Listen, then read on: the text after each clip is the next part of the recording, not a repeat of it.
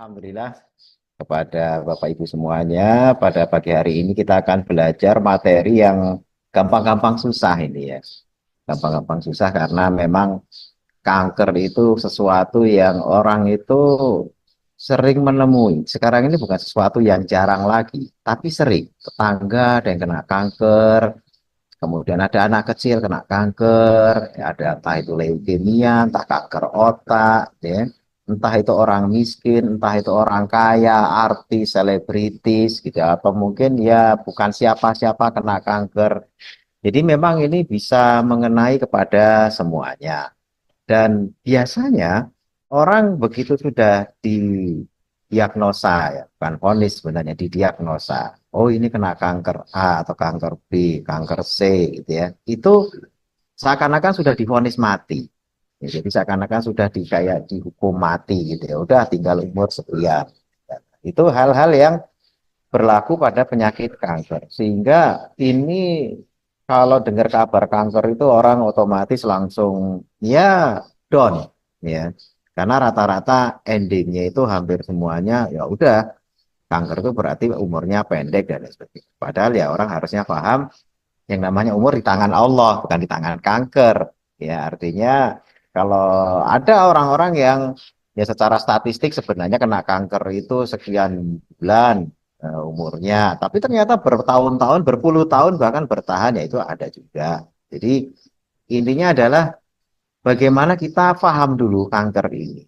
Lantas kemudian kita ngakali kanker, karena kanker ini adalah penyakit yang juga ngakali kita. Ya, jadi penyakit yang penuh akal-akalan sebenarnya dari sel yang ada di tubuh kita. Jadi ini bukan benda asing dari luar. Ini adalah sel yang sudah ada di tubuh kita, hanya tiba-tiba berubah sifat. Ya, berubah sifat yang kemudian merugikan kita dan kemudian malah membinasakan kita yang punya tubuh gitu ya. Nah, ini kenapa bisa bersifat berubah seperti itu? Kita akan pelajari pada kesempatan pagi hari ini. Bagi yang mungkin saudaranya ada yang terkena kanker atau mungkin entah itu leukemia, entah itu kanker kelenjar getah bening kah, atau ada kanker otak, kanker kulit dan sebagainya, ini bisa disimak sehingga nanti setidaknya bisa mendapatkan gambaran ilmunya seperti apa. Ini di sini kita akan bahas mengenal kanker dan terapinya dengan herbal. Ya, apakah bisa dengan herbal? Oh, bisa. Nah, cara kerjanya gimana nih? Kita akan pelajari, ya. Dan juga lifestyle, ya. Karena ini selalu berkaitan, ya. Karena memang penyakitnya sendiri dibangun oleh lifestyle. Maka cara membasmi penyakitnya juga dengan melakukan lifestyle yang sebaliknya, yang sebaliknya. Karena ada perilaku-perilaku yang menyebabkan kita terkena kanker, ya tinggal bagaimana perilaku itu diubah menjadi perilaku yang menyebabkan kankernya itu tidak bisa berkembang. Nah, ini triknya nanti gimana? Nah, kita pelajari pada pagi hari ini. Pertama, sebelum mengenal kanker, kita harus kenal sel normal dulu. Nah, di sini ada gambar sel normal dan juga sel kanker untuk menjadi perbandingan. Pertama, sel normal itu bentuknya seragam. Ya, besarnya, ya ini kalau yang di bawah saya kasih ilustrasi itu ya, yang di bawah itu ada gambar, ini bukan telur dadar gitu ya, bukan telur apa, bukan telur ceplok gitu ya. Tapi ini gambar sel. Ya, normal sel itu ya intinya, kemudian sitoplasmanya. Sitoplasma itu ruang yang ada di dalam sel. Ruangan di dalam sel itu ada cairannya. Nah, intinya itu yang di dalam itu, ya inti sel. Gitu. Ada benang-benang kromatinya dan sebagainya. Itu yang normal itu bentuknya seragam, mirip. Ya kayak kalau anak-anak sekolah gitu ya, itu anak SD semuanya atas putih, bawah merah misalnya. Itu semuanya seragam. Nah, nanti kalau ada penyusup, nah sel kanker dan sebagainya, ini penyusup ini. Bukan murid di situ tapi ikut ke situ. Nah, terus bikin onar di situ. Nah, ini ketahuan karena nggak seragam. Ya, bentuknya itu nggak beraturan. Ya, cancer cell itu sitoplasmanya sempit, ya, beda sendiri. Makanya nanti kalau dicek di mikroskop kelihatan. Oh, ini normal, ini kanker. Ya, inti selnya tidak hanya satu, intinya bisa banyak. Ya, multiple nuklei gitu ya, nukleoli gitu. Itu inti selnya itu banyak, bentuknya nggak beraturan. Ya, jadi tidak sesuai dengan keseragaman yang ada di dalam sel normal. Ya, perbandingan sitoplasma dan inti normal, kalau kanker itu sitoplasmanya, ruangannya itu sempit karena inti selnya banyak, dia makan ruang. Nah, kalau sel normal strukturnya teratur, kanker tidak teratur. Terus sel normal tumbuhnya terkontrol, ya. Di usia sekian, numbuh sekian, usia sekian. Jadi antara usia dan pertumbuhan itu dia seiring dan selalu rasionya itu pas. Ya, kapan numbuh gigi, kapan numbuh tulang, kapan tulang itu keras. Ya, anak-anak ya tulang kerasnya belum dominan. Begitu udah dewasa, makin bebannya berat dan sebagainya, tulang mengeras dan sebagainya. Itu diatur secara kontrol yang baik. Kalau sel kanker enggak, udah tumbuhnya ngaco, semaunya. Ya, nah ini sifat dari sel kanker dibandingkan dengan sel normal. Nah, sebelum masuk ke perubahan, kenapa kok sel normal bisa menjadi kanker, kita paham dulu tentang sel, bahwanya sel kita itu setiap hari kan membelah diri. Jadi kulit kita misalnya, itu ya kita selalu tumbuh. Kan anak kecil yang tadinya volumenya juga kecil, gitu ya, pendek, tiba-tiba dari tinggi yang cuma semeter jadi 1,7 gitu ya. Atau ada yang 2 meter, ada yang bahkan lebih dari 2 meter. Itu kan berarti selnya tumbuh. Nah, tumbuhnya ini kan proporsional. Ya ke samping proporsional, ke atas proporsional. Gitu ya. Jadi teratur. Nah, itu mengalami yang namanya pembelahan. Nah, ketika membelah atau menduplikasi atau difotokopi, tapi fotokopi yang benar-benar persis gitu ya, dibelah sama gitu ya, dan itu semakin banyak, itu juga dibelah juga informasi yang ada di dalam selnya.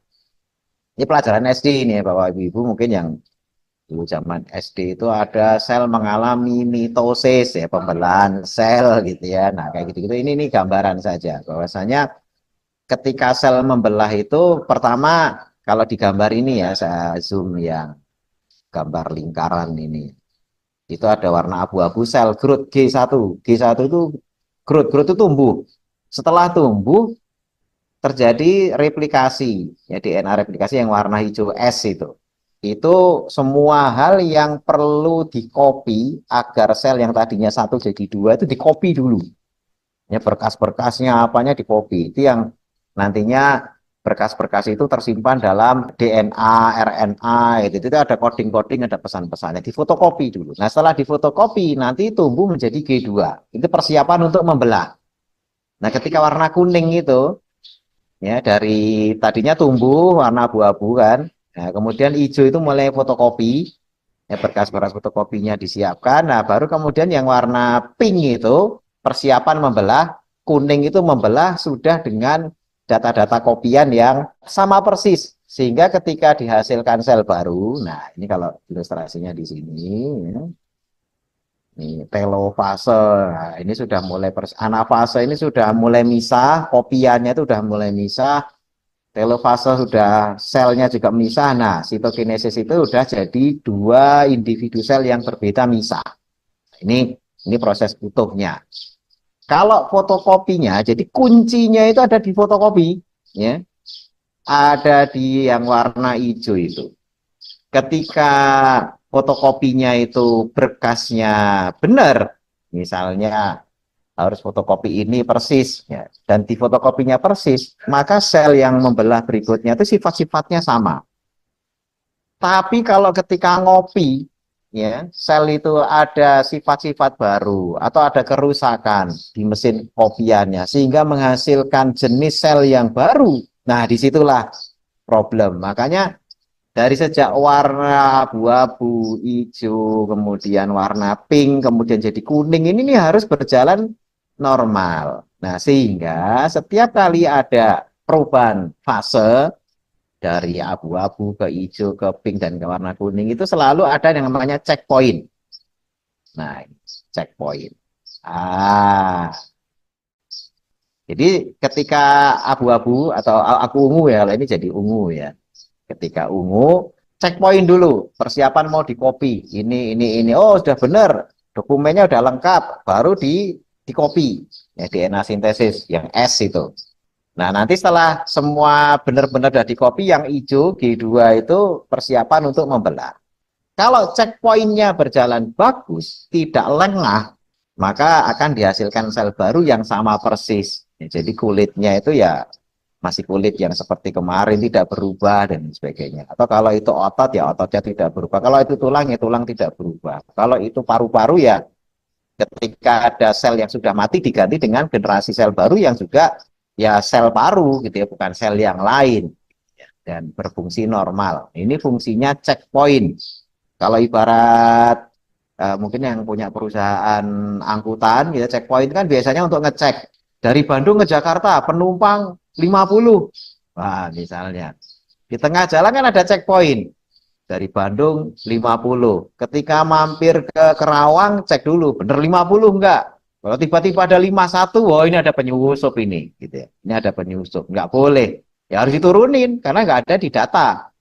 Nah, fungsinya checkpoint itu ngecek-ngecek terus, gitu ya. Jadi ketika berangkat 50, dari Bandung ke Jakarta ya 50 penumpang, jangan sampai kurang. Loh, ini kurang kemana, ini kececer, ini ketika pipis tadi ada ketinggalan di toilet, misalnya. Ini fungsi checkpoint. Ya kalau angkutan umum itu kayak seperti itu. Nah, di dalam pembelahan sel juga begitu. Di masing-masing fase, ini mau dibelah selnya, mau di copy, mau di apa perbanyak, cek dulu. Kalau seperti kita lah, mau fotokopi data dokumen asli kan dilengkapi dulu. Ini sudah ditandatangani belum? Udah ada capnya belum? Nah, jangan sampai nanti difotokopi, oh belum ditandatangani, udah difotokopi gitu ya misalnya. Nah itu kelengkapan-kelengkapannya dicek dulu. Baru kemudian udah lengkap semuanya, baru difotokopi. Gitu ya. Nah ini kinerja sel kita tuh serumit itu administrasinya. Gitu ya. Nah pertanyaannya adalah proses terjadinya kanker itu gimana? Yakni ketika checkpoint tidak bekerja dengan baik. Wah, ini kuncinya tukang ngeceknya ini lengah. Ya, tukang ceknya ini lengah. Misalnya gitu kan, harusnya tadi itu penumpang berangkat 50 gitu ya. Dia nggak ngecek lagi, ya udahlah percaya sama sopirnya, dia nggak akan nurunin di jalan, nggak akan naikin di jalan, ya nanti nyampe Jakarta juga 50. Ternyata nggak nyambi gitu, di tengah jalan naikin 2, naikin 3, duitnya nggak disetor gitu. Lah ini mesti ada cheating-cheatingnya ini nih sopirnya ini. Itu berarti checkpointnya lengah. Ya, sehingga akhirnya jebol juga dia mobilnya loh. Ini kok mobil baru ini kok udah ya karena kelebihan muatan terus gitu ya. Tapi duitnya nggak pernah diterima bosnya gitu ya. Jadi itu contoh aja. Checkpoint tidak bekerja ini menyebabkan akhirnya sel ketika tidak sehat harusnya begitu tidak sehat ya harusnya yang namanya sel sehat itu mitokondrianya bagus, sitoplasmanya bagus, intinya bagus, kemudian organel bagian-bagian selnya bagus. Baru kemudian setelah lengkap difotokopi karena sudah lengkap. Tapi ketika ada mitokondrianya rusak ya, kemudian intinya rusak. Ya, cuma yang ngecek ini kan lengah. Terus langsung di copy ya yang rusak tadinya cuma 1, ketika di copy karena checkpointnya lengah jadi 2, jadi 4, jadi 8 gara-gara checkpointnya tidak bekerja dengan baik. Nah, ini kunci pertama, ini proses checkpointnya rusak. Gitu ya. Yang kedua, kenapa terjadi sel kanker? Begitu dia rusak, salah satu kerusakan yang paling parah, dan ini menyebabkan sel kanker adalah kerusakan mitokondria. Mitokondria itu yang ngatur pertumbuhan sel, yang ngatur energinya sel, jadi dia pusat administrasi sebenarnya. Mitokondria itu pusat administrasi yang ngatur makanannya, energinya, kemudian cara tumbuhnya, perlu di kopi berapa, dan itu mitokondria. RNA, DNA apa itu juga di situ proses terjadinya kopian, gitu kan. Nah, ini proses apoptosis. Apoptosis itu apa? Ya, proses apoptosis itu adalah yang namanya sel itu kan tidak didesain untuk hidup selamanya abadi, tidak. Tapi punya umur, dan umur sel itu beda-beda. Contoh, darah kita. Ya, darah kita itu umurnya tidak terus-menerus hidup. Darah kita itu umurnya 120 hari. Ya. Dari sejak diproduksi ya oleh liver ya, atau sumsum tulang dilepas ke pembuluh darah 120 hari kemudian mati. Ya, nanti digantikan sama yang baru. Terus begitu itu namanya proses apoptosis. Kulit kita. Nah, kan ada tuh kosmetik yang sifatnya mengangkat kulit mati. Berarti kulit kita ini kan ada yang mati setiap hari. Karena kulit kita itu terdiri dari beberapa stratum, terdiri beberapa lapis. Lapis basal itu biasanya lapis pertumbuhan. Ya, nanti ketika numbuh naik, ya numbuh lagi naik ke permukaan. Nah, yang paling luar ini setelah sehari dua hari lepas ngelupas, ngelepas ngelupas. Jadi ada sekitar beberapa lapis ini, stratum corneum, stratum lucidum, stratum apa aja lupa. Itu pelajaran fisiologi apa histologi. Nah, itu dari bawah sampai atas itu makan waktu 28 hari. Ya, dari sejak diproduksi sel kulit baru sampai kemudian ngelupas itu 28 hari. Makanya tiap hari itu ada kulit yang ngelupas. Begitu atas ngelupas, bawah naik. Ya, ketika dia naik, dia yang paling luar, nanti besoknya ngelupas, bawahnya lagi naik. Ya, gitu. Jadi setiap hari itu ada kulit mati yang harus diangkat. Nah, bedanya sama ular gimana? Ini ada agak unik ya. Ular itu kan kalau orang Jawa bilang ngelungsungi atau bisa ngelupas kulitnya, ganti kulit. Manusia itu tiap hari. Ya, tiap hari itu kita ganti kulit sebenarnya, cuma nggak kelihatan. Ya, wujudnya jadi daki ya kalau mandi di kosok apa di kosok apa di ini ada yang lupa terbuang, ada yang pakai kosmetik diangkat dengan kosmetiknya itu menunjukkan terjadinya pengangkatan sel-sel mati diganti sel bawahnya lagi terus naik naik. Nah, itu makan waktu 28 hari. Jadi umur kulit itu 28 hari. Makanya kalau ngobati panu dari sejak warna putih muncul, kemudian diolesi salep atau apa, itu sampai belangnya hilang itu butuh waktu setidaknya 4 minggu atau 28 hari. Jadi nggak ada panu, sembuh langsung hilang, nggak ada. Mesti pelan-pelan, ngelupas, ngelupas. Karena lapis demi lapis setiap hari itu terkelupas. Jadi kulitnya mati pelan-pelan sampai akhirnya jamurnya juga ikut terangkat. Gitu ya. Itu proses kematian sel. Dan umur sel beda-beda, darah 120, kulit 28, nanti tulang berapa bulan, berapa hari, ada yang berapa jam, ya, beberapa epitel itu cuma umurnya nggak lama. Bibir kita gitu ya, makanya kan sering ada yang suka gigitin bibir kering gitu ya, gigitin, kelupasin, kadang-kadang sampai berdarah, ya numbuh lagi cepet, itu lebih cepet umurnya, gitu, ya, bibir kita. Permukaan mukosa mulut itu lebih cepat umurnya, tidak 28 hari gitu ya. Nah, itu menunjukkan sel kita tuh mati secara terjadwal. Nah, pada sel kanker yang ngatur itu kan tadi mitokondria. Mitokondrianya itu rusak. Ya namanya rusak, akhirnya selnya tidak mati-mati gitu ya. Jadi tidak terkontrol itu akhirnya selnya tidak mati-mati. Makanya sel kanker itu tidak mati. Yang ada membelah, membelah, membelah, membelah terus nambah terus tidak mati-mati. Karena proses kematian selnya itu dibajak. Ya, ini kejadiannya harusnya di mitokondria, tapi mitokondrianya itu rusak, close. Proses pengaturannya dirusak. Kantor administrasi yang ngatur kapan matinya itu dirusak. Gitu ya. Nah, kemudian yang berikutnya terjadinya sel kanker ketika sel lepas kontrol sehingga tumbuh di luar jalur kewajaran. Nah, kalau tumbuh itu kan tadi harusnya membelahnya setiap sekian menit atau sekian detik baru membelah gitu. Ini kalau kanker udah gila-gilaan, bel. Akhirnya ujung-ujungnya karena di luar kewajaran terjadi keganasan. Namanya ganas itu maksudnya apa? Tumbuhnya cepat, nggak mau diatur, terus nyebar kemana-mana semaunya. Nah, keseluruhan proses ini, ya, ini yang biasanya kemudian secara singkat disebut proses selnya itu terjadi mutasi, ya, mutasi genetik atau apa yang disebabkan oleh pertama, ini yang paling sering, gangguan metabolisme tubuh kita. Terutama mereka yang terlalu membebani tubuhnya itu ya tidak melakukan pola hidup yang seimbang. Maksudnya apa? Begadang melek terus nggak tidur-tidur, makan terus nggak pernah puasa, ya stres terus nggak pernah rileks. Ya, harusnya tiga hal tadi itu harusnya imbang. Ya makan, ya juga fasting, puasa. Ya melek, ya tapi juga cukup tidur. Ya. Atau kalau misalnya dia stres, nggak apa-apa, stres itu penting. Ya, stresor itu penting agar nantinya kita memiliki ketahanan tubuh yang lebih baik di hari berikutnya. Maka dikasih stres. Contoh stres itu misalnya apa? Olahraga. Olahraga itu stresor. Masalah itu stresor. Padahal Allah mengatakan bahwasanya manyuridi apa karena sabda Nabi ini ya manyuridillah bi khairan yusib minhu. Orang yang dikehendaki baik oleh Allah itu dikasih musibah. Maksudnya apa? Dikasih stresor. dengan stresor itu dia tambah pinter. Coba kalau dokter itu ilmunya penyakit hanya ngurusi mencret toh, tidak ada penyakit selain mencret, maka tidak perlu dokter ya. Karena orang akhirnya oh penyakit manusia cuma satu mencret ya, akhirnya orang bisa nangani sendiri.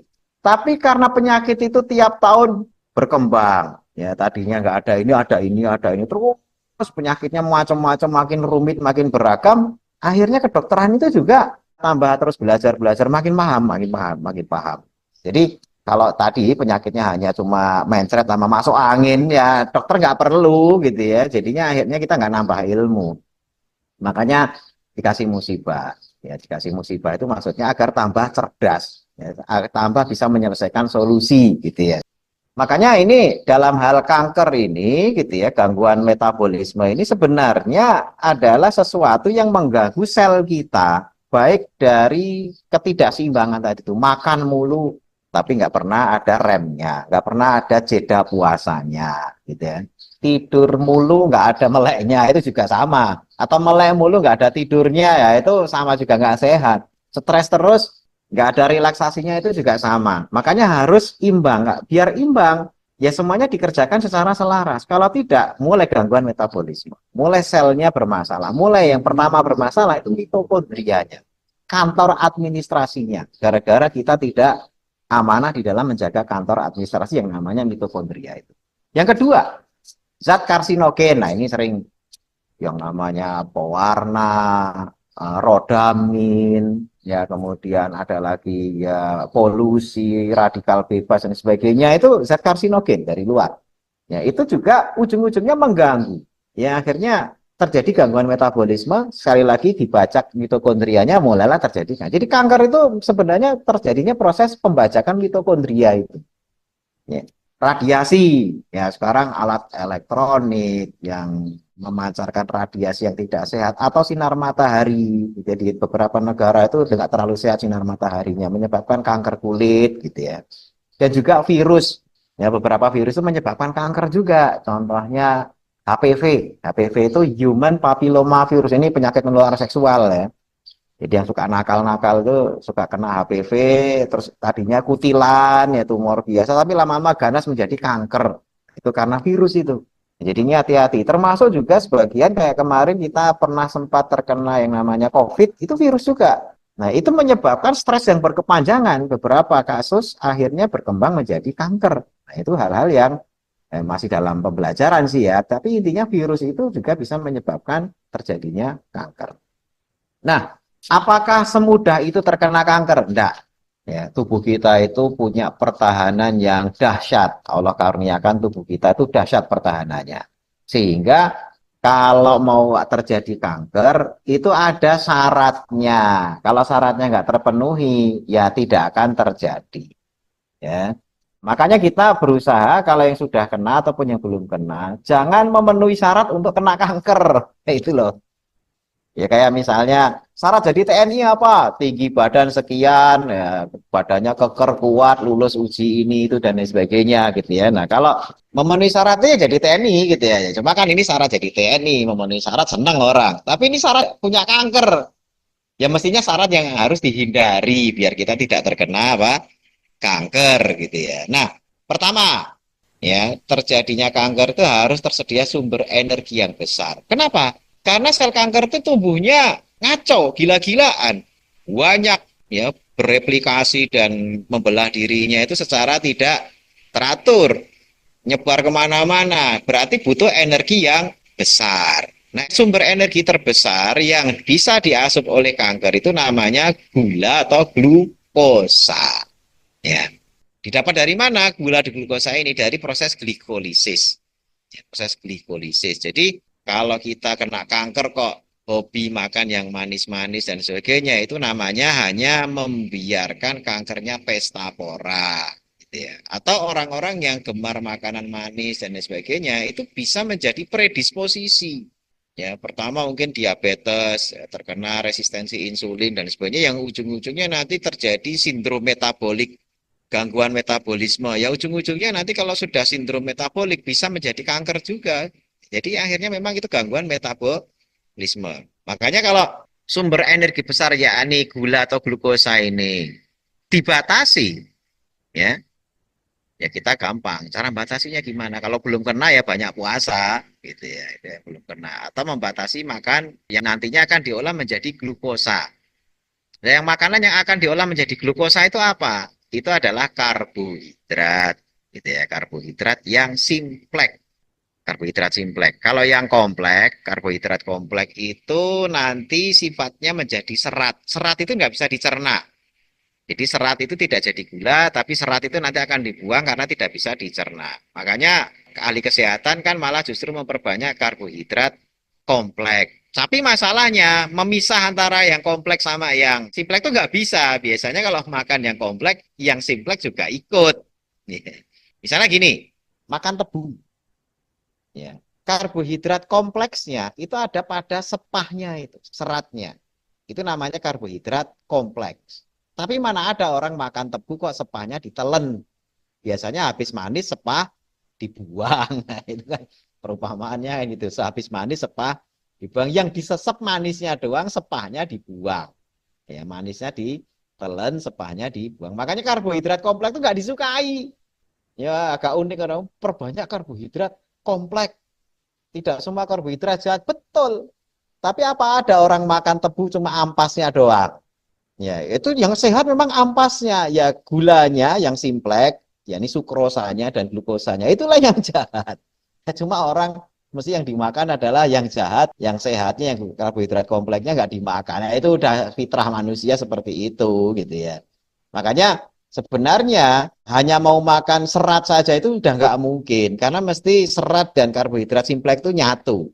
Sehingga ujung-ujungnya adalah ya jangan mengasup karbohidrat, ya baik simplek maupun kok. Artinya gini, oke lah, misalnya ada yang doyan sepah tebunya doang silakan, ya diambil seratnya doang, nggak pakai apa simpleknya, ya silakan kalau bisa dibuat seperti itu. Tapi itu mengada-ada, gitu ya. Artinya kalau masih ada sumber energi besar dari glikolisis, yakni memecah gula, ya itu nantinya akan terus terjadinya keganasan. Syarat terjadinya itu ada sumber gula yang tinggi. Yang kedua, tersedia bahan baku untuk membuat sel kanker. Sel kanker itu salah satu bahan bakunya itu adalah yang namanya glutamin.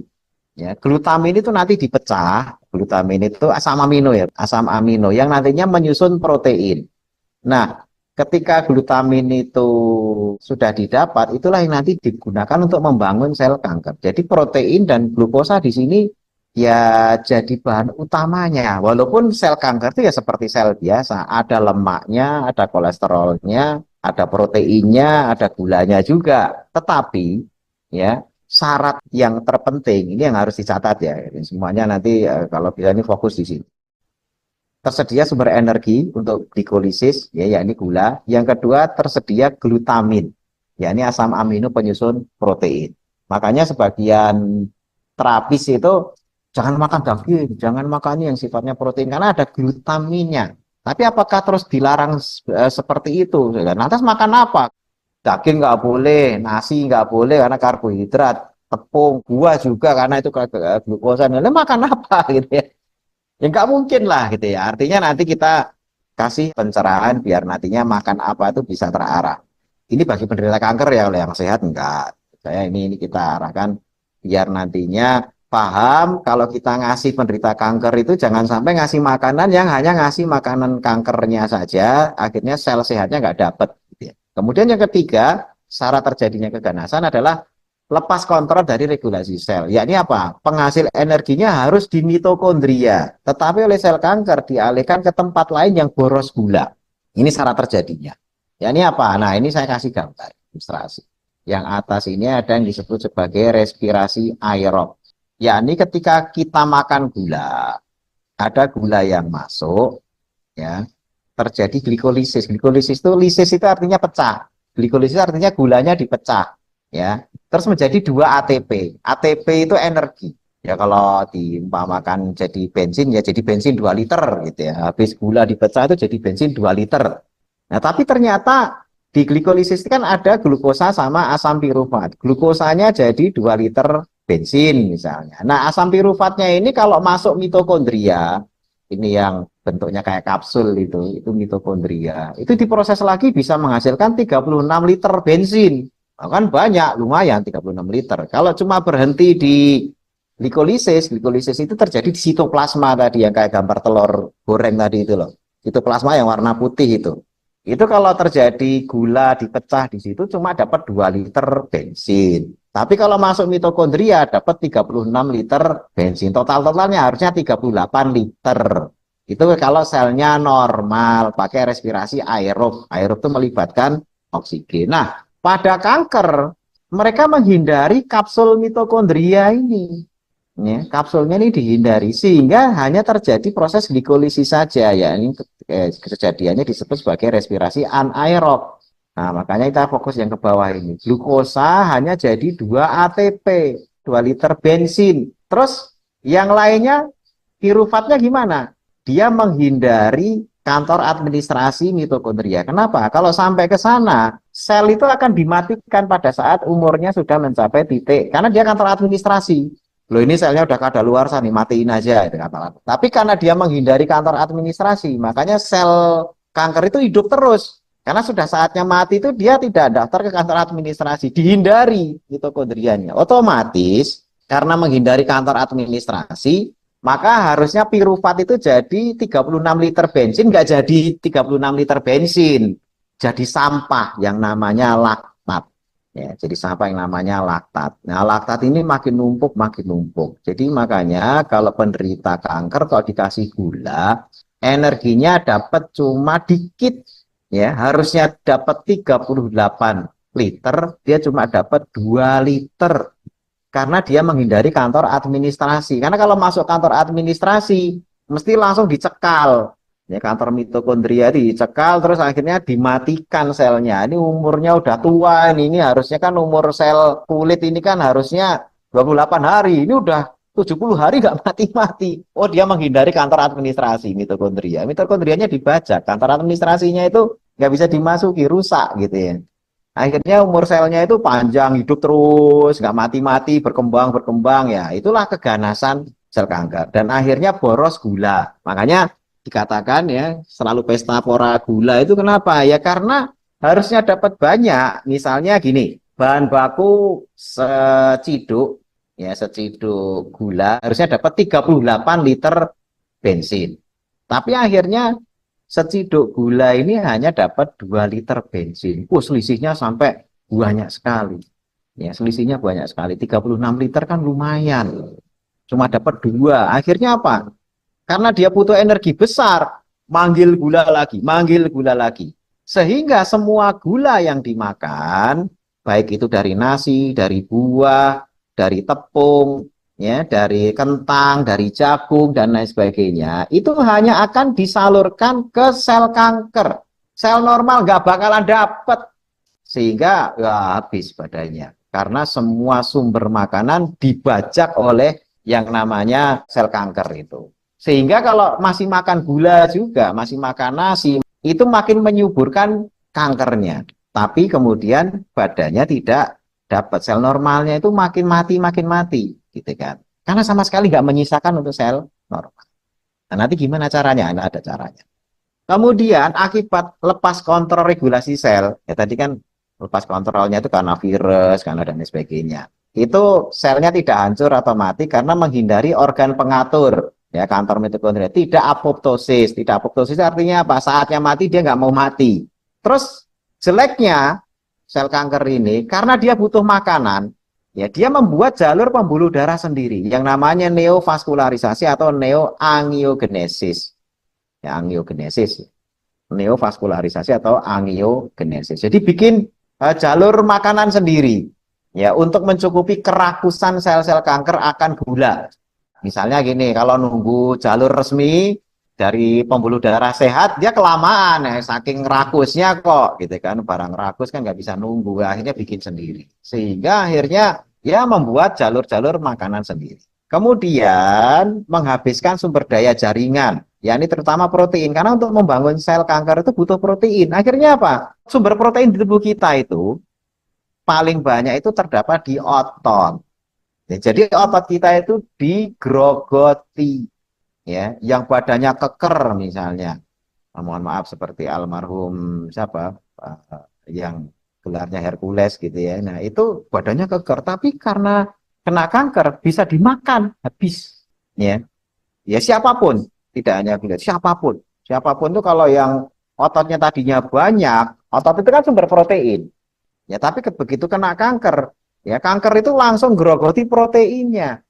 Jadi itu bukan proses kurus ya, beda. Kurus itu terkait lemak. Kalau ini enggak, proteinnya, ototnya yang dimakan. Akhirnya ya kelihatan orang kanker tuh ya badannya habis, ya mengalami kondisi kaheksia gitu ya. Nah, terus yang kontrol regulasi berikutnya adalah menyebar invasi ke jaringan lain yang kita sebut sebagai metastase. Jadi pada intinya, pada kesimpulan kanker itu sel memberontak. Jadi kanker itu adalah pemberontakan sel. Dia tidak mau diatur oleh sistem mitokondria, kantor regulasinya tadi atau regulatornya tadi. Dan ini karena sifat adaptasi. Adaptasi kenapa? Karena seringkali habit kita, lifestyle kita, itu juga turut membantu merusak mitokondria kita.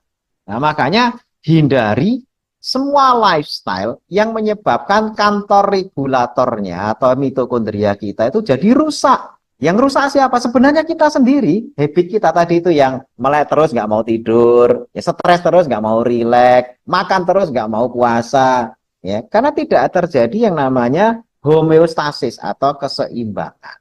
Ya, jadi ibaratnya itu kalau orang Jawa bilang ngunduh woing pakarti ya orang Jawa.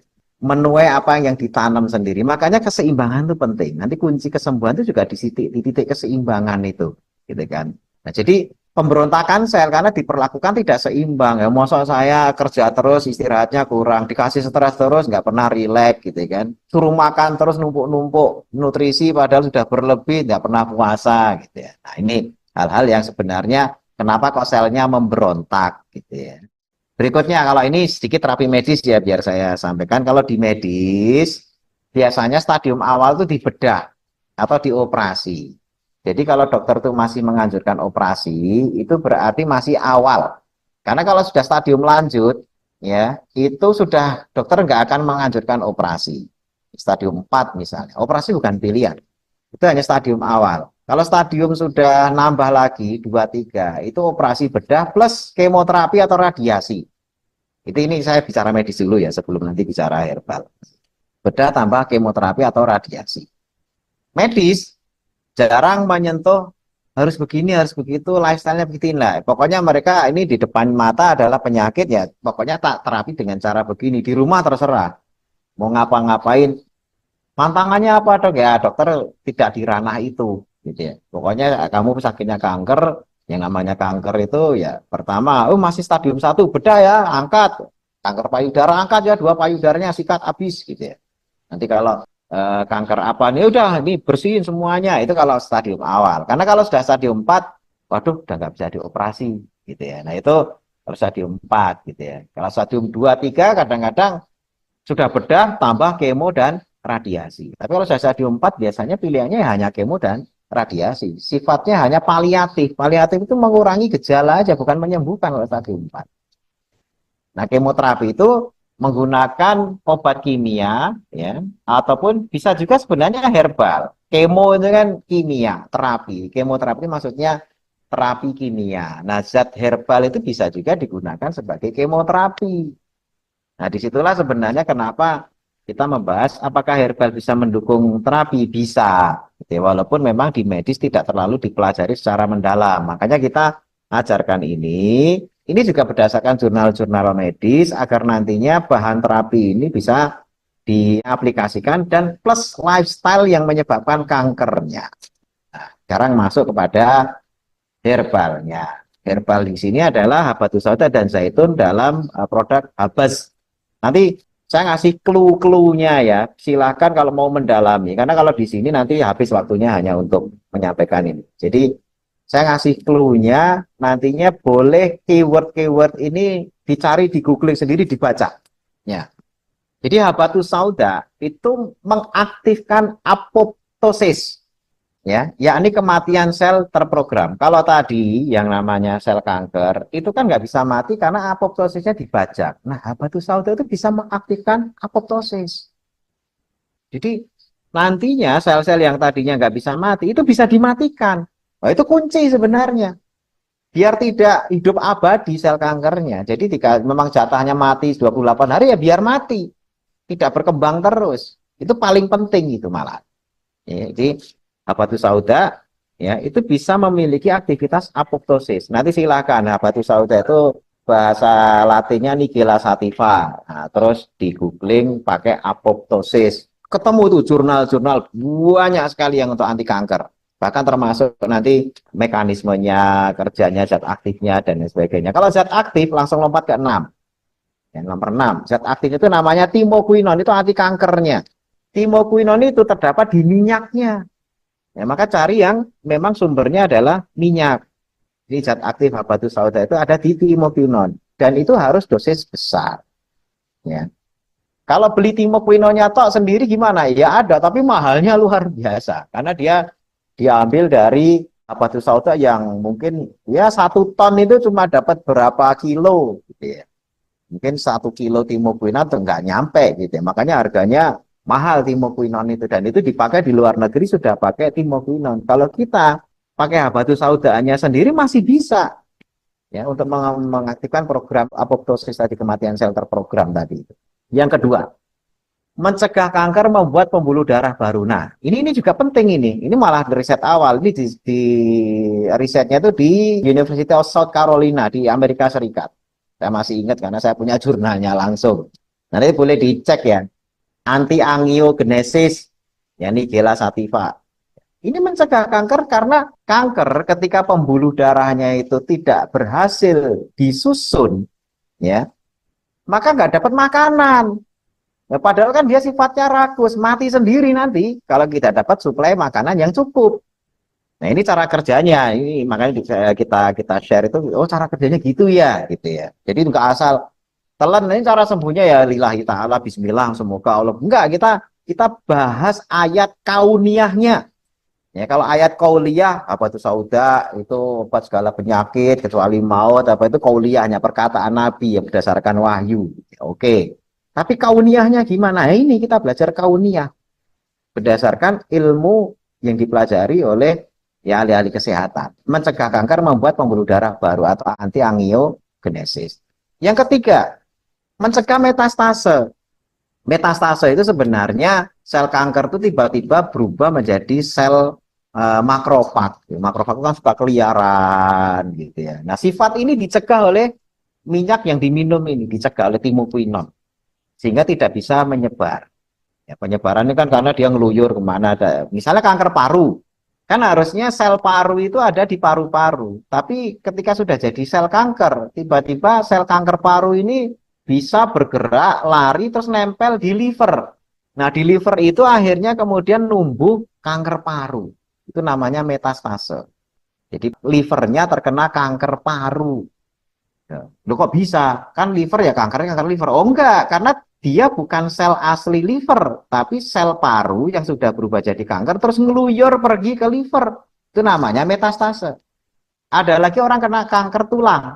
Ya, kanker tulang harusnya kan di tulang, tapi ini bisa ngeluyur metastase. Sel kanker tulangnya ngeluyur pergi ke paru-paru. Akhirnya paru-parunya itu ada sel kanker tulangnya. Sudah nyebar ke paru-paru. Maksudnya kalau dikatakan oleh dokter, aduh, kankernya udah nyebar ke paru-paru, udah nyebar ke liver, udah nyebar kemana-mana. Itu maksudnya walaupun tadinya itu adalah sel tulang yang kena kanker, tapi sel kanker tulang ini kemudian kemana-mana, bahkan sampai ke otak, numbuh di otak. Otaknya itu ada tulangnya akhirnya. Maksudnya sel kanker tulang. Nah, itu namanya metastase. Nah, ini bisa mencegah terjadinya penyebaran kanker. Kemudian yang keempat, sitotoksik. Sitotoksik itu kerja mekanisme kemoterapi. Selektif, hanya merusak sel kankernya saja. Nah, ini masih dalam pengembangan kalau sitotoksik. Siapa sifat sitotoksik ini masih dalam pengembangan. Tapi nanti kalau di googling, ketemu. Habatus sauda itu memiliki juga beberapa sifat sitotoksik untuk beberapa jenis kanker. Yang kelima, memberi energi alternatif dari sumber minyak. Kenapa? Ada minyak zaitun di sini. Minyak zaitun itu adalah minyak yang bisa diolah menjadi energi. Ya. Ketika kita sudah tidak lagi memberi karbohidrat masuk ke dalam tubuh kita, maka yang masuk adalah minyak. Tubuh ketika tidak nemu gula, Ya, sel normal itu ketika tidak menemukan gula untuk digunakan sebagai energi, maka dia akan beralih menuju minyak. Minyak apapun, termasuk minyak zaitun. Minyak zaitun itu juga disukai, kenapa? Karena rantainya tidak terlalu panjang. Rantai minyak zaitun tidak terlalu panjang sehingga mudah dicerna dan menjadi energi secara cepat. Ya, secara cepat. Nah, ujung-ujungnya adalah tubuh mendapatkan energi baru dari minyak. Nah, energi dari minyak itu tidak bisa dipakai oleh kanker. Jadi upayanya adalah bagaimana sel normal itu dapat pesta pora, mendapatkan energi yang cukup untuk tumbuh sehat, tapi makanan pesta pora sel sehat ini tidak bisa dimakan sel kanker. Nah, itu kunci terapinya itu di situ. Ya, makanya diberi energi alternatif dari sumber minyak. Ya. Nah, kemudian zat aktif tadi timobena kita sudah bahas. Nah, makanya selain herbal yang sudah memiliki keunggulan sedemikian banyak ini harus juga ada upaya pendukung. Yakni apa? Pertama, membatasi asupan yang membuat sel kanker mendapat energi besar. Yakni apa? Kita harus menghambat glikolisis. Artinya apa? Tidak menyediakan bahan glukosa. Bahan glukosa itu apa? Karbohidrat. Jadi apa? Ya sumber nabati kita cut. Sumber nabatinya kita cut. Untuk terapi ya. Jadi bukan wah ini begini begitu, enggak, untuk terapi. Kenapa? Karena sumber karbohidrat ini hanya akan dimakan oleh kankernya. Loh, tapi kan tubuh bisa memproduksi gula katanya. Iya, itu betul. Ya, tapi sebenarnya tubuh memproduksi gula itu kan untuk kepentingan sel darah merah. Ya. Artinya ketika dalam kondisi seperti itu, gula yang diproduksi dari gluconeogenesis itu juga tidak akan bisa digunakan oleh sel kanker karena sudah ada demand khusus. Sudah ada demand khusus yang digunakan oleh sel darah merah. Jadi begitu ada demand dari tubuh, glukosa dari tubuh kita itu tidak akan bisa digunakan oleh yang apalagi dalam kondisi ketosis. Ketosis itu adalah orang sudah tidak lagi makan gula, kemudian makanannya itu adalah dari lemak. Ya, lemak ini akan dirubah menjadi keton. Nah, yang kita sebut sebagai ketogenic lifestyle. Yang kedua itu adalah ketogenic lifestyle, sumber energi dari lemak dan protein.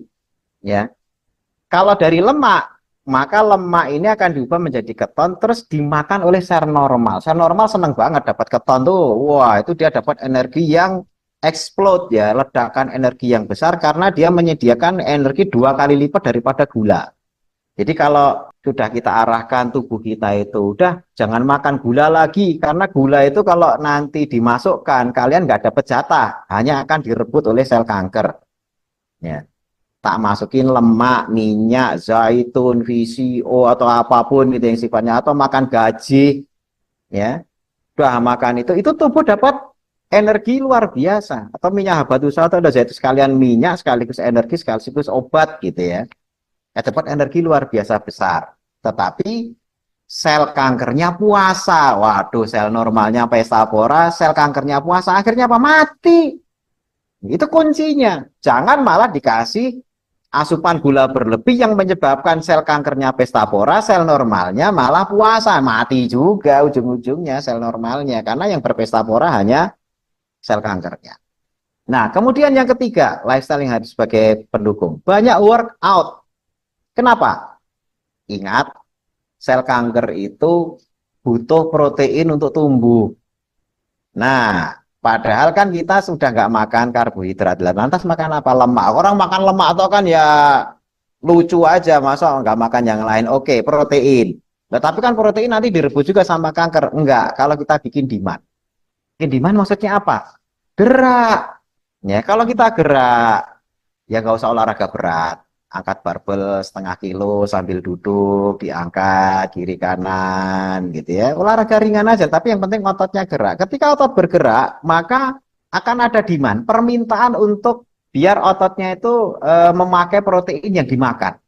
Ya, protein yang dimakan. Itu akhirnya protein itu tidak akan dipakai oleh sel kanker karena rebutan. Pada intinya, tubuh itu ketika ada demand, dia akan mendahulukan demand. Nah, kita gerak, olahraga, workout, angkat beban, dan sebagainya, itu menimbulkan demand itu permintaan. Sehingga ketika makan protein, proteinnya itu oleh tubuh diatur. Loh, ini ada permintaan nggak? Oh, ada, itu angkat-angkat beban, ya ada butuh protein. Akan dipakai proteinnya untuk digunakan sebagai otot. Nah, akhirnya apa? Sel kankernya nggak dapat. Sel kankernya nggak dapat. Itu yang pertama. Yang kedua, sebenarnya ada lagi. Yakni apa? Blokir agar sel kanker tidak bisa mengakses protein. Dengan cara apa? Nah, ini ada bahan lain sebenarnya. Tapi nggak apa-apa, saya bocorkan. Itu minum teh hijau. Makanya kenapa teh hijau itu bisa sebagai anti kanker? Karena dia akan memblokir protein sehingga tidak bisa dipakai. Nah, itu kunci berikutnya. Gitu ya. Jadi selain angkat-angkat beban dan sebagainya, biar proteinnya dipakai oleh sel normal, sel kanker kan rebutan itu, waduh. Ini makan daging, makan ikan, makan telur dan sebagainya, saya butuh proteinnya buat tumbuh, tapi ternyata dipakai sel normal. Yang kedua diblokir sama teh hijau. Itu sebagai pelengkap. Nah, kemudian yang ketiga, tidur, relaksasi wajib bagus. Tapi ini yang paling berat, kenapa? Begitu divonis kanker, stresnya besar. Ya, stresornya besar sehingga nggak bisa tidur, makin meratapi nasib. Jangankan angkat beban, suruh olahraga, yang ada itu malah makin tambah diem aja, nggak mau ngapa-ngapain. Nah, udahlah nunggu mati aja lah. Semuanya kita juga nunggu mati. Saya juga kelihatannya sehat begini juga nunggu mati. Saya nggak tahu mati besok apa sekarang atau nanti. Kan nggak tahu. Jadi positive thinking saja. Ya, baik yang sehat sedang jalan di pasar jualan visit ya nunggu mati, yang terkena kanker juga nunggu mati sama. Cuma masalahnya adalah apakah hidup ini dihadapi dengan optimisme atau ya cuma akhirnya meratapi nasib. Ya. Kalau sudah bisa berserah, sabar, tidur istirahat cukup dan sebagainya, bangun pagi angkat beban apa gitu-gitu, kanker bisa dihadapi. Cuma masalahnya adalah musuh terbesar kanker itu sebenarnya adalah image dirinya sendiri yang seakan-akan oh ini nggak bisa dihadapi.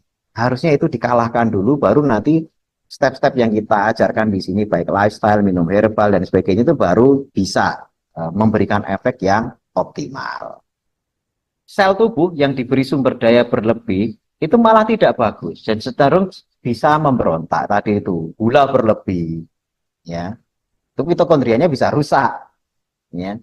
Atau mungkin tadi pengawet berlebih atau apa, pengawet ya nggak apa-apa kalau diizinkan oleh BPOM sekian, mungkin ada micin gimana ya, kalau BPOM kan ngasih batasan nggak boleh lebih dari sekian. Pemanis gimana ya, selama dalam batas-batas normal kan BPOM itu masih mengizinkan, tapi berlebih ya. Pokoknya kita harus ikutin perintah Allah, kulu wasrobu wala tusrifu. Makan apapun, minum apapun yang halal dan thayyib, tapi jangan berlebih. Karena ketika berlebih mungkin halal, tapi sudah tidak thayyib lagi. Karena halal itu untuk roh, thayyib itu untuk jasmani. Jadi rohani itu dilindungi dengan makanan halal, jasmani itu dilindungi dengan makanan yang thayyib. Banyak makanan yang halal, tapi sudah tidak thayyib, ya jangan. Sudah tahu namanya gula darah naik kalau makan kue yang manis-manis, tetap aja oh ini kan halal, masa barang halal nggak boleh dimakan. Loh, itu halal betul untuk rohani, oke. Tapi kan jasmaninya situ udah nggak bisa toleransi terhadap makanan manis. Ya jangan, sudah tidak toyib lagi. Ya, jadi kulu wasrobu wala tursibu. Jadi jangan berlebihan. Ya makan, ya kasih makan, tapi juga puasa tadi. Harus imbang antara sleep dan wake. Ya, sleep itu tidur dan bangunnya. Fit dan fasting, makan dan puasa itu harus seimbang. Moving dan relaxing, gerak, aktivitas, kerja. Oke, jangan malas-malasan. Tetap bekerja, tapi jangan gila kerja. Yang akhirnya lupa relax. Nah, itu semuanya harus dengan keseimbangan. Kemudian upaya pengobatan herbal wajib dilakukan dengan diimbangi koreksi perilaku. Karena penyakitnya juga akibat perilaku.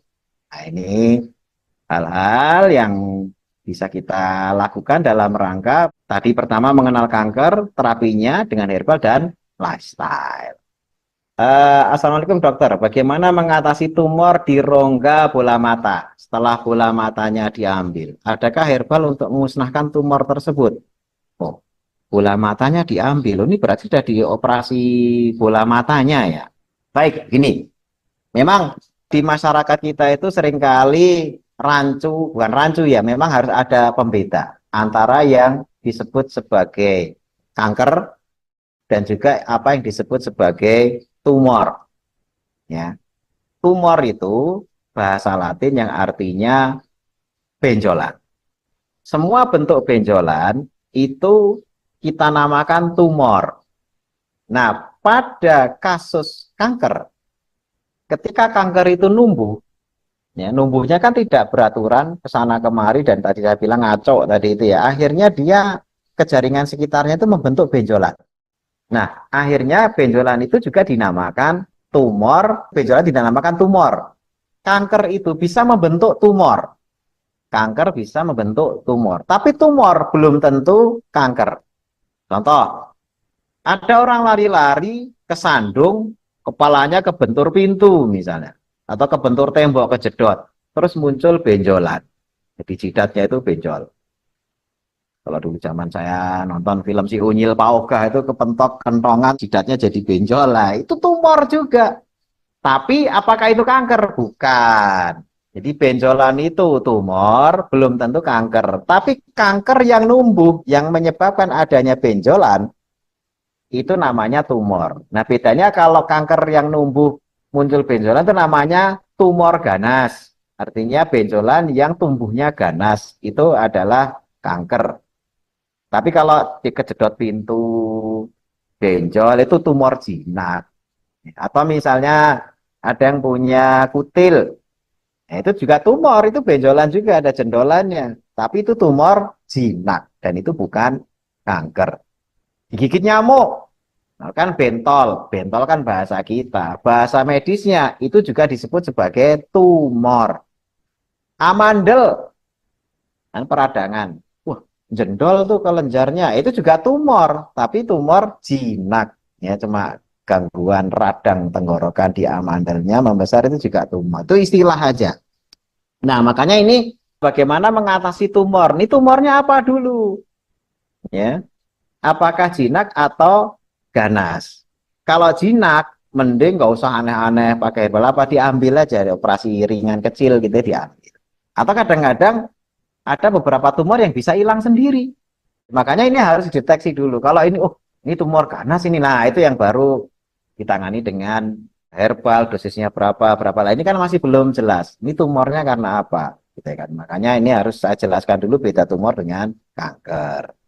Berikutnya, saya punya teman kanker payudara. Payudara ada benjolan keras dan ada lukanya, selalu mengeluarkan air. Nah, ini kalau memang benar kanker, memang gejalanya begitu. Jadi memang kalau sudah terkena kanker payudara, belum tentu benjolan sebenarnya. Bahkan lebih banyak koreng. Jadi payudaranya itu koreng membentuk yang namanya ulkus. Ulkus itu koreng, jadi malah cekungan. Ya, ada cekungan. Yaitu digerogoti dan itu korengnya kadang ya baunya apanya udah ini ngeri lah lihatnya gitu ya. Nah, jadi yang namanya kanker itu belum tentu bentuknya tumor yang benjolan itu bukan. Walaupun awal-awal seperti itu, tapi semakin mengganas malah gerogoti jadi seperti koreng. Bahkan kalau udah ganas sekali malah narik ke apa dalam. Payudaranya itu malah jadi mengecil kayak ketarik ke dalam gitu ya. Nah, itu prosesnya terjadi seperti itu. Ya, ini sekedar informasi aja ya, tadi coba ngasih informasi. Keluar air itu betul. Ya. Saya punya saudara terkena kanker rahim. Apakah bisa minum habatus habas? Bisa, bisa. Tapi juga lifestyle-nya kalau bisa dengan memahami lifestyle tadi itu dikerjakan. Ya. Tinggal nanti stadiumnya berapa. Makin tinggi stadiumnya itu harus makin strict. Ya, tapi kalau awal dokter misalnya operasi ya Bu, ya itu terserah. Kalau saya sih, kalau saya pribadi ya, kalau misalnya ada yang terkena kanker, ini saran pribadi saja, saran pribadi. Kalau masih bisa dioperasi dan memang tingkat keberhasilannya bisa dijamin 100%, operasi tidak apa-apa. Nggak usah takut operasi. Karena dokter ketika mengatakan dioperasi itu berarti potensi kesembuhannya masih besar. Tapi kalau sudah, oh nggak bisa dioperasi ya, sudah itu malah justru potensi kesembuhannya kecil. Nggak bisa dengan penyembuhan secara operasi. Jadi dengan habas bisa, kanker rahim bisa, jenis kanker apapun bisa. Kemudian bagaimana dengan madu dok? Apa aman dikonsumsi rutin? Nah ini juga madu, ya pada kanker, madu itu ada dua gula di sana, yakni fruktosa dan juga glukosa. Dalam kondisi metabolisme kanker yang seperti itu, madu juga kita agak batasi. Bahkan saya tetap tidak terlalu menganjurkan madu, ya, karena itu menjadi makanan kanker juga. Nah, tapi kalau misalnya yang dikejar adalah enzim madunya yang kita sebut sebagai enzim diastase. Kalau itu bisa diisolasi, bagus. Karena yang menjadi obat itu sebenarnya enzim diastasenya itu. Ya, yang jadi obat di madunya itu. Kalau glukosa sama fruktosanya itu kan pemanis yang bikin rasa manis itu sebagai energi. Tetapi dalam kondisi seperti ini, justru energi ini malah bumerang.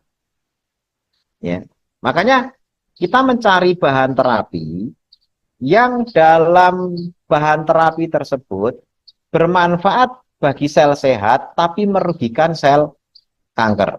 Jangan sampai di dalam bahan terapi tersebut, ya memang bisa mengobati atau menekan sel kankernya, tapi sekaligus memberikan kesempatan yang lebih besar kepada sel kanker untuk tumbuh lebih besar. Nah, ini jangan.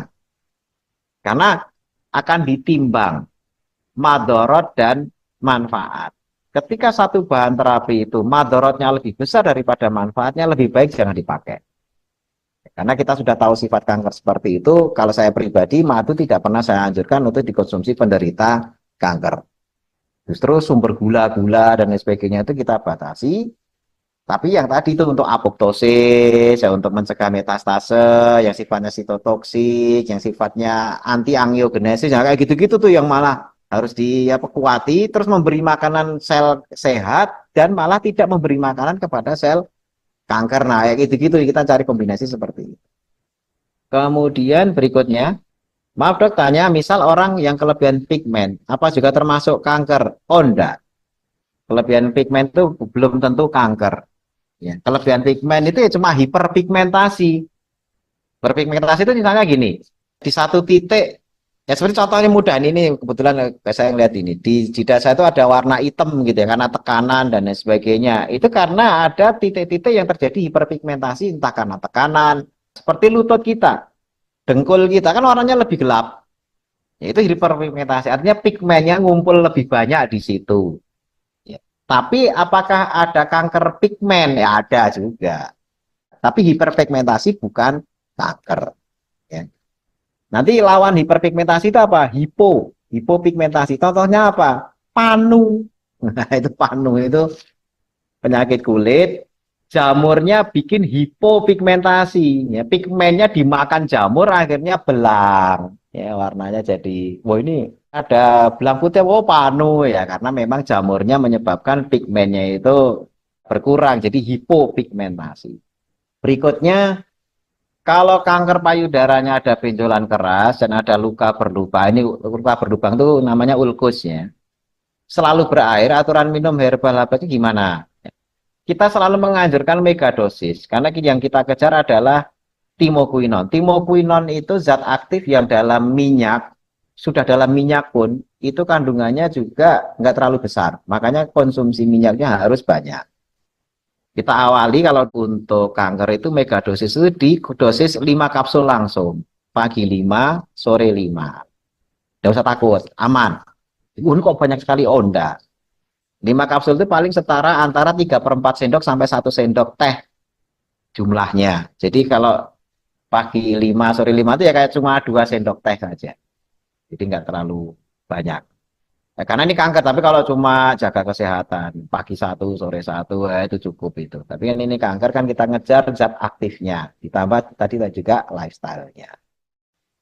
Berikutnya, saudara saya terkena kanker rektum, ya saya rektum. Udah kemoterapi 9 kali, udah pakai kantong kolostomi. Oh berarti udah nggak bisa BAB dari ini ya.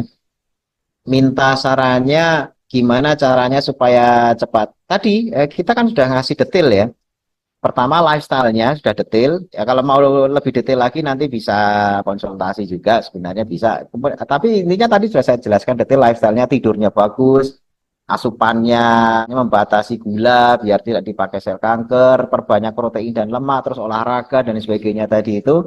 Artinya olahraga ya semampunya, jangan misalnya orangnya di tempat tidur dok, suruh lari-lari ya enggak biasa. Kita nggak nyuruh lari-lari juga di tempat tidur gitu ya. Misalnya kakinya udah nggak bisa gerak, tangannya tangan aja. Yang penting ototnya aktif untuk ngerebut protein. Lah kakinya gimana suruh lari? Nggak harus lari-lari ya. Olahraga yang bisa dikerjakan di tempat tidur. Angkat kaki kiri, angkat kaki. Nggak bisa ngangkat gimana? Pijitin. Itu namanya olahraga pasif. ototnya distimulasi, dipijit, direfleksi, dan sebagainya. Itu adalah bentuk dari aktivitas otot yang pasif. Ya, kayak orang stroke itu kan udah nggak bisa gerak, diaktifkan. Biar tidak atrofi, kalau alat gerak nggak pernah dipakai, mesti akan mengecil.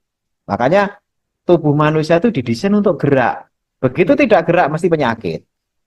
Ya. Karena semua yang tidak bergerak itu penyakit. Duit nggak gerak, penyakit. Makanya orang yang suka numpuk-numpuk harta itu numpuk penyakit sebenarnya. Karena duitnya nggak bergerak. Saya mesti dibisniskan gitu. Jangan ditumpuk. Air tidak bergerak, penyakit. Jadi sumber sarang nyamuk, malaria, ya, Aedes aegypti, demam berdarah. Pokoknya sesuatu yang diem itu penyakit. Termasuk manusia diem itu penyakit. Ya. Dia harus gerak. Walaupun geraknya pasif kalau memang sudah lumpuh gitu ya. Itu cara-cara tadi kita sudah lengkap sebenarnya. Nah, kalau dosis tadi sudah saya jelaskan, harus megadosis. Berikutnya, bagaimana mengatasi miom? Ah, kalau miom itu adalah jinak. Jadi ibaratnya dia tumor benjolan biasanya ada ukuran entah berapa senti, berapa mili, tapi dia jinak. Ya. Bedanya tumor jinak, ya, pertumbuhan yang jinak dengan yang ganas itu apa? Yang jinak itu biasanya ada kapsulnya. Ya. Jadi dia numbuh tidak normal tapi dalam kapsul. Nah, ibaratnya gini, kalau kapsul ini ibaratnya plastik gitu ya, ada plastiknya. Ada plastiknya. Nah, ibaratnya kalau yang jinak itu seperti pasir diwadahi plastik terus dilempar ke gula pasir. Jadi kita misalnya, waduh, gula pasirnya kok banyak pasirnya. Gimana cara misahinya? Dilihat. Oh, pasirnya dalam plastik. Ya udah buang sak plastiknya aja kan gampang. Makanya kalau tumor jinak itu buangnya gampang. Angkat aja bungkusnya. Jadi ibaratnya ngangkat pasir dari tumpukan gula pasir tapi dibuang sak bungkusnya. Karena memang dia terbungkus rapi. Itu tumor jinak. Tapi kalau kanker itu seperti pasir tanpa bungkus disebar ke gula pasir. Paham ya? Diaduk-aduk gitu. Ini pasir banyak dilempari pasir, tapi nggak ada bungkusnya. Lah itu kan kalau coba pisahkan antara pasir dan gula pasirnya, pusing kita. Dokter manapun nggak bisa milihin satu-satu, nggak bisa. Makanya yang ada kemo. Ataupun kalau operasi itu mesti diciduk satu angkatan gitu, sak gula pasir, sak pasirnya itu tidak hanya satu area. Makanya kalau ada operasi kanker payudara misalnya, kankernya kecil tapi dia angkut itu bisa dua-duanya. Karena daripada nanti sebaran pasirnya nyepret kemana-mana masih nyisa malah bikin penyakit, diangkut semuanya. Ya, itu membedakan antara yang jinak dengan yang ganas. Semium itu yang jinak. Jadi kalau misalnya ibarat tadi pasir dalam gula pasir, pasirnya ini terbungkus. Jadi makanya kalau misalnya dioperasi aja Bu, ya itu terserah mau apa enggak. Tapi intinya dia aman. Pasirnya enggak kemana-mana. Dia terbungkus. Kalau mau dioperasi pun juga diangkat sak bungkusnya. Tapi yang repot itu kalau kanker rahim. Nah, itu bukan miom dalam rahim, tapi kanker rahim. Itu seperti pasir diecer-ecer di tengah gula pasir. Itu nggak bisa. Itu mesti diangkat semuanya. Itu cara membedakannya ya. Berikutnya, kalau benjolan pada bagian tubuh sampai mengeluarkan nanah, apa dok obat herbalnya? Mohon penjelasan obat herbalnya. Kalau nanah, ini belum tentu kanker. Ya, ini harus didiagnosa dulu. Nanah itu kan abses saja. Ya orang kan seperti kena bisul. Seperti kena bisul. Benjolan itu bisa hanya kasus infeksi biasa. Ya, benjolan ada nanahnya, tinggal dibersihin. Kecuali kalau kita curiga keganasan. Kalau curiga keganasan, biasanya tadi ada cekungan, kayak koreng ke dalam. Dan itu tumbuhnya makan waktu untuk bisa jadi nanah itu tidak sehari dua hari atau seminggu dua minggu, berbulan-bulan.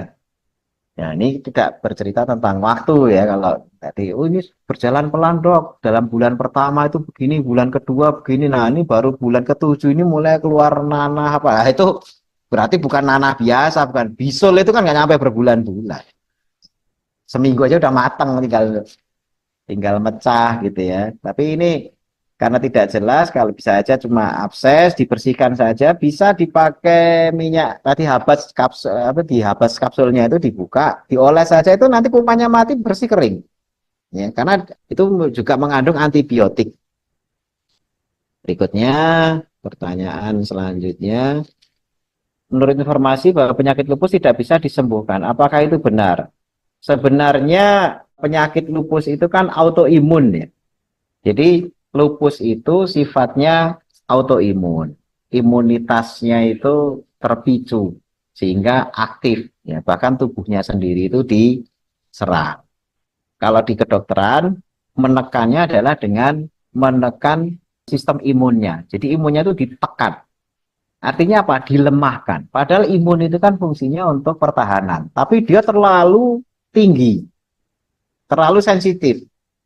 Sehingga karena terlalu sensitif, ya harusnya kan gini, istilahnya kalau yang lewat nyamuk, ya udahlah, ditepok aja. Gitu ya. Kalau yang lewat nanti kecoa, ya pakai alat yang lebih gede, tidak ditepok, tapi mungkin pakai sapu. Nah, baru nanti kalau ular pakai tongkat, baru nanti kalau musuhnya tuh gede, monster apa itu ya pakai basoka. Gitu. Nah itu antara musuh dan senjata yang dihadapi itu harus setara. Nah, pada penyakit tertentu yang masuk misalnya cuma nyamuk, tapi yang disiapin basoka lah, itu kan cuma masalah nyamuk aja rumahnya di basoka, itu kan akhirnya malah tubuhnya hancur sendiri gitu loh. Jadi terlalu sensi. Ya, terlalu sensi. Kecuali kalau memang monster ya udah ayo ini basoka, gitu. Tidak apa-apa. Monster yang datang ya ini cuma nyamuk, ditepok aja bisa kok gitu ya. Atau bahkan bukan musuh sebenarnya. Jadi bukan musuh itu sebenarnya ini nyamuk juga bukan, kecoa juga bukan, ya bahkan malah penghuni rumah diserang juga. Ya gara-gara terlalu sensi tadi. Sehingga sistem imunnya itu berantakan. Nah dalam hal ini apakah bisa menggunakan habatus sauda dan zaitun atau habas ini? Bisa. Nanti silakan cek. Ini saya kasih keyword ya. Makanya saya malah ada keyword, tolong di habatus sauda atau nigella sativa plus imunomodulator. Nah itu coba di keyword. Karena habatus sauda, habas ini sifatnya imunomodulator. Imunomodulator itu apa? Kalau imunnya lemah dikuatkan. Kalau terlalu berlebihan dia bisa kontrol, bisa menjadi stabil. Itu imunomodulator. Cara kerjanya nanti beragam. Ya, makanya dia bisa untuk anti alergi gitu ya. Bahkan lebih bagus daripada cetirizine gitu ya, di beberapa jurnal dan sebagainya. Jadi apakah tidak bisa disembuhkan? Bisa. Ya, sesuai dengan fitrah penyakit itu semua penyakit ada jalan sembuhnya. Tapi di dalam hadis itu ada begini, tambahan redaksi. Semua penyakit ada obatnya. Mengetahui orang yang mengetahui dan tidak diketahui oleh orang yang tidak tahu. Nah, itu tambahan hadisnya ya. Tapi biasanya tambahan hadis ini nggak dibaca. Padahal lengkapnya itu. Semua penyakit ada obatnya, diketahui oleh orang yang mengetahui dan tidak diketahui oleh orang yang tidak tahu. Makanya kalau tiba-tiba ada yang, oh bisa digini nih, siapa tahu dia merupakan orang yang mendapatkan anugerah ilmu untuk bisa mendapatkan jalur kesembuhan itu. Jadi jangan putus asa, jangan terus karena satu sisi medis mengatakan nggak ada obatnya, ya memang medis, mungkin belum nyampe ke sana secara mekanisme. Tapi beberapa jalur yang lain, siapa tahu malah justru lebih maju, walaupun belum bisa diurai seperti medis mengurai dengan lebih detail. Berikutnya, Assalamualaikum dokter, saya mau tanya, saya punya kanker payudara dan sudah stadium 3. Saya sudah operasi dan kemoterapi 6 kali. Alhamdulillah saya konsumsi produk dari PT BES gitu ya. Alhamdulillah hasil USG sudah oke, tapi kenapa jari tangan saya ada yang kaku? Apa yang harus saya lakukan dok, dan saya harus minum obat herbal seperti apa gitu ya. Ini jari kaku ini kan bisa sistemik, bisa lokal. Sistemik itu misalnya dari kankernya bisa, atau dari kemoterapinya. Kalau lokal, bisa saja hanya kesemutan biasa, ya, yang mana ujung-ujung dari jari-jarinya ini nutrisinya tidak nyampe ke sana, karena gangguan pasase aliran darah. Gangguan aliran darah. Sehingga nutrisi itu tidak nyampe ke sana, ujung-ujungnya kebas, bergerak susah, kaku, dan lain sebagainya. Bisa juga karena faktor terapi tadi itu kemoterapi. Kemoterapi kadang-kadang ada beberapa saraf yang ikut rusak misalnya. Ya. Atau saya nggak tahu apakah diradiasi atau tidak misalnya. Ini juga ngaruh. Makanya potensi kerusakannya bisa dari banyak jalur, bisa juga dari proses kankernya. Dan ini harus dicek apakah ada metastase atau belum. Karena kankernya sendiri itu juga bisa merusak saraf. Apalagi daerah brachialis ya. Brachialis itu daerah pundak sini ya, pundak, kemudian dada dekat payudara. Ini ada jalinan saraf yang lumayan rumit yang mensarafi area lengan atas sampai ke lengan bawah. Di sana ada plexus brachialis itu yang ngatur saraf. Nah, itu kalau kankernya itu nyerang saraf di daerah situ atau pernah nyerang juga dan terjadi kerusakan, mesti alat-alat gerak ujung-ujung ini juga ikut terganggu. Tapi apakah itu saya nggak tahu ya, karena ini cuma baru cerita, makanya perlu dieksplor. Ya. Apakah bisa menggunakan habas? Bisa, karena habas itu bisa untuk neurotropik juga, untuk memperbaiki saraf, karena sifatnya neuroprotektif. Neuroprotektif itu apa? Melindungi saraf. Artinya melindungi kerusakan saraf. Ya, berikutnya, kalau kutil udah menaun, awal nonjol dikit, kecil lama, besar warnanya menghitam, terus udah sampai kurang lebih 5 tahun. Sekarang rata lagi. Kemarin sempat mau numbuh lagi. Nah, ini berarti jinak. Namanya kutil papiloma itu jinak. Selama tidak sering dipicu-picu, akhirnya numbuhnya jadi ganas ya, dia tetap jinak. Walaupun mungkin bisa membesar. Sudah gede banget gitu, tapi tetap jinak. Jinak itu enggak akan metastase, enggak akan jadi kayak seperti kanker apa enggak. Ya, tapi sekali lagi jangan dipacu-pacu, sering diutak-atik, malah dicoba dipotong sendiri apa gitu-gitu. Itu malah tindakan-tindakan yang malah memicu keganasan. Maaf dok, mau tanya apakah luka yang terbuka bisa terkena kanker? Belum tentu. Luka terbuka itu belum tentu. Artinya begini, ya cuma luka biasa, misalnya operasi. Habis operasi kan dijahit ya, dijahit. Nah, itu bekas jahitan biasanya suka ada yang pertumbuhan abnormal yang namanya keloid. Nah, keloid itu bukan kanker. Keloid itu ya jaringan ikat yang numbuh agak cepat gitu ya. Tapi ya paling dia jadi kayak jaringan nempel di kulit aja, jadi tebel, keras. Itu pun juga dengan penyuntikan steroid ya tertentu, dia langsung lembek lagi bisa. Tapi itu bukan kanker. Jadi kalau luka terbuka bisa jadi kanker enggak? Potensi itu bisa, tapi ya mesti syaratnya juga tersedia. Ya, tadi dia glukosa, apa dan sebagainya, terus di otak-atik apakah entah kena radiasi kah, entah karena gaya hidup dan sebagainya itu bisa aja berubah jadi kanker. Gitu ya. Tapi intinya sekali lagi berubah jadi kanker itu bukan hal yang mudah.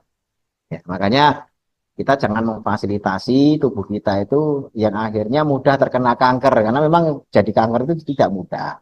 Baik, itu saja. Mudah-mudahan pertemuan pagi hari ini memberikan inspirasi dan bermanfaat bagi semuanya. Secara garis besar kanker apapun ya menggunakan habatus sauda dan zaitun dalam produk habas ini bisa menjadi jalur ikhtiar, tapi sekali lagi harus diimbangi juga dengan lifestyle yang benar, lifestyle yang merugikan kankernya dan menguntungkan sel normal. Jangan malah melakukan lifestyle yang menguntungkan sel kanker dan malah mematikan sel normal. Mudah-mudahan bermanfaat dan semoga Allah Subhanahu wa taala melindungi kita dan keluarga kita semuanya ini dari penyakit yang namanya kanker. Tubuh kita itu dari ujung rambut sampai ujung kaki itu bisa terkena yang namanya kanker. Nah, itu levelnya di level seluler ya sekali lagi penjagaan dari Allah lah yang terbaik. Makanya kita belajar ayat kauliyahnya dan juga ayat kauniyahnya agar kita bisa menghindari kanker ini secara lebih dini dan kalau yang sudah kena bisa menterapi juga dengan secara sebaik-baiknya. Sekian, saya akhiri sekian. Terima kasih atas kesabarannya mengikuti edukasi pada siang hari ini. Semoga menginspirasi dan bisa mendapatkan info yang bermanfaat yang bisa dipraktekkan dalam kehidupan kita sehari-hari. Saya akhiri sekian, kita tutup doa kafaratul majelis wa Allahumma bihamdika asyhadu alla ilaha illa anta astaghfiruka wa atubu ilaik. Wassalamualaikum.